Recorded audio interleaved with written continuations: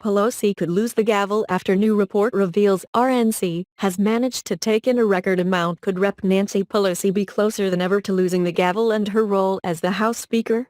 According to reports from Republican leaders, Democrats are in real danger of losing the House in the 2022 midterm elections.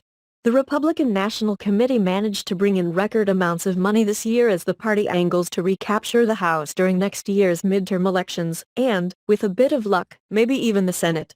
The Republican fundraising committee dedicated to flipping the House in next year's midterm elections said Thursday it raised more than $105 million this year through September. The AP reported. The record haul for the 9-month period marks a 74% increase over last cycle, and includes $25.8 million raised in the third quarter of the year. The group said it now has $65 million cash on hand, nearly triple what it had at this time 4 years ago, the AP added. And while Democrats raised slightly more, around $106 million, members of that party are heading for the exits in Congress, not Republicans.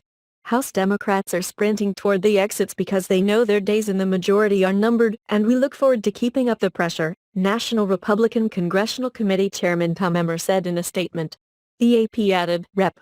John Yarmuth, the lone Democratic member of Congress from Kentucky and chair of the influential House Budget Committee, said this week that he won't seek re-election. Though both parties have seen members of Congress announce their retirements or plans to leave their seats to run for other offices, the loss of a high-ranking Democrat has sparked speculation that the party could be facing further political headwinds next year. It's been an incredible journey since my first campaign in 2006 until now, Yarmuth said. I will continue to fight for Louisville and Washington for another 15 months and then I will retire from Congress. USA Features News noted. Yarmuth is one of a few high-profile Democrats to announce their retirements this cycle. Democratic Rep. Ron Kind of Wisconsin, whose district voted twice for former President Donald Trump, announced he would not run again, and weeks before him, Democratic Rep. Conor Lamb of Pennsylvania said the same, opting instead to enter into his state's open Senate race.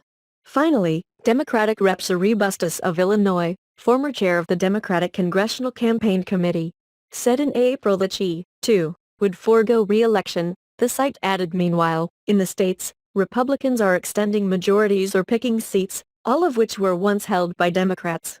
In Iowa on Tuesday, Republican John Dunwell, a pastor and a financial services rep, convincingly flipped Iowa District 29 to the GOP column with about 60% of the vote, marking the second special election victory for the GOP in recent weeks.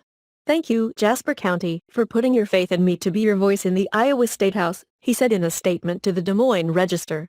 Throughout this campaign, I have had the honor of hearing from so many of you, those who agreed with me and those who offered opposing viewpoints. I have learned so much and am eager to get to work representing each and every one of you.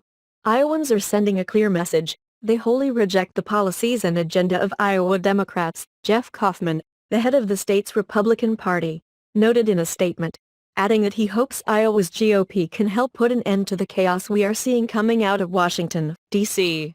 The victory was also mentioned by Republican National Committee Chair Ronna McDaniel, who noted on Twitter, Republicans have just officially flipped a sick Iowa House district in an area Democrats held for 46 years. Iowa House Speaker Pat Grassley added, this is further confirmation that Iowans are resoundingly rejecting the liberal policies coming from D.C. and influencing the Democratic Party in Iowa.